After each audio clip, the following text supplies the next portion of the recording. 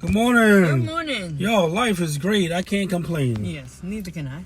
Any day above ground is better than any second underground. Right. What you need to do right now, you need to go to YouTube. Real Raw Media, like, share, comment, subscribe. Where everybody is somebody, and in life you can do everything that you put your mind to. And you don't let nobody tell you anything different. First subject we're going to talk about today is actually saving money.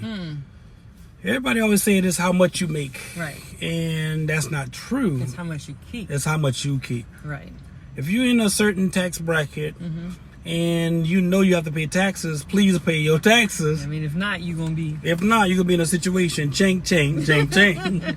Because the IRS is not playing with nobody nowadays, and please pay your taxes. Right. But everybody say, oh, well, they can't save. The bill's too high. Inflation.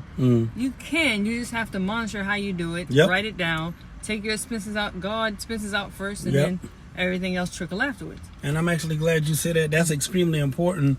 You want to first, write exactly what it is you're trying to accomplish down to the penny. Right.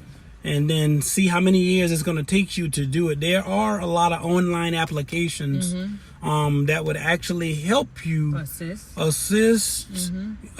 with your journey on trying to figure out how much you need up until retirement. Right. If you want to retire when you're 40, 50, 60, 70, Yeah. you can do that a lot Yeah. sooner if you know how much money it takes for you to live on. Right. If you live off $10,000 a month, more power to you.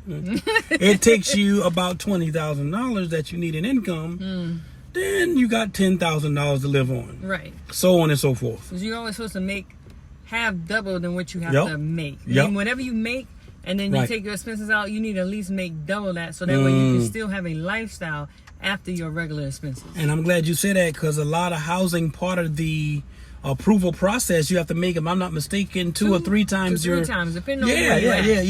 Yeah. And so that makes sense. And you want to keep your debt to income ratio extremely low. Our debt to income ratio is 1%. We have absolutely no debt, and that's unheard of. But you guys can do it too. We've been debt free for quite some time. Right. And what I can tell you is it's very important to make sure that you pay your bills on time. Yes. I hear a lot of people say, oh no, it's not important to have credit. Yes, it is. It is. Because your credit is your resume. Right. That's your resume. Your go-between, Right. whether or not you're going to get approved or not, or you're going to get denied. Right. Even if you want to pay cash for things, which I don't think is smart. So OPM is the way to go. Other people's It's money, money. even if it requires the bank, and leverage is important. So Leverage that's is important. definitely important. Your credit is your resume. Just like if you was on a job, your resume stands out because you have longevity and you're consistent. So with your credit, as long credit. your credit. So with your credit portfolio, as long as your debt to income ratio was low and you got a good credit mix and you stay under your utilization, that is your resume. That's what people see when you go apply for loans, when you go to banks, when you go to dealerships, when you go for housing. Whatever you have on there, that's what they base it off of. And however you build it, that's what you'll get. I remember years ago when we were first getting our financial foundation in order. This was probably about 10, 15 years ago. At the time, I was a life insurance agent, or you can say a financial planner if you want to be politically correct. Yeah. Or you want to make it sound better. Yeah, you make it sound better. Yeah. PC. Yeah. So I went to a particular bank, and my credit at that time was okay. Right. And I told them, I'm making all this money, and they was like, okay, how can you prove proof of income? I need a copy of your income. Yeah, sure, no problem. Okay. Oh, well, how much money do you want from us? I told them the amount of money that I needed, not wanted, the amount of money I needed. And they said, okay, well, no, we can't give you the amount you're requesting. Because? Based off your profile, you never borrowed money up into that range. Yeah. So as a result, we still give you some money, but we give you a little bit of what you was asking for. Right. And what I learned from that point is it doesn't matter how much money you got. It matters how much money you keep. Right. Because the banks are not impressed with you having cash.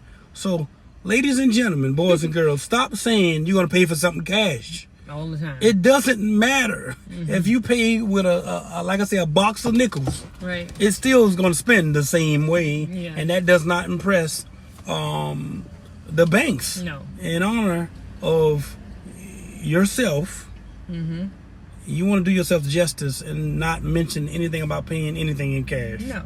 first, figure out the terms. Whether you're buying a house, a car, are you looking for funding? Right. Talk about the interests of that you're borrowing first. Correct. Don't mention anything about the payment, and stop saying cash. No. The bank has cash. First of all, the bank, like you said, the bank has cash, and you're talking about cash, but you're putting your cash in their bank. So it's not like they struggling to start with. Right. And you're trying to get something from them. They ain't trying to give it to you. Right. Ain't no bank out here saying, oh, let me give you this, let me give you that. Yeah, you can have your, your credit profile, your stuff like that, but you still have to prove it to them because what you're asking for is not your money, it's theirs. Oh, and it's OPM. Right. Other people's money.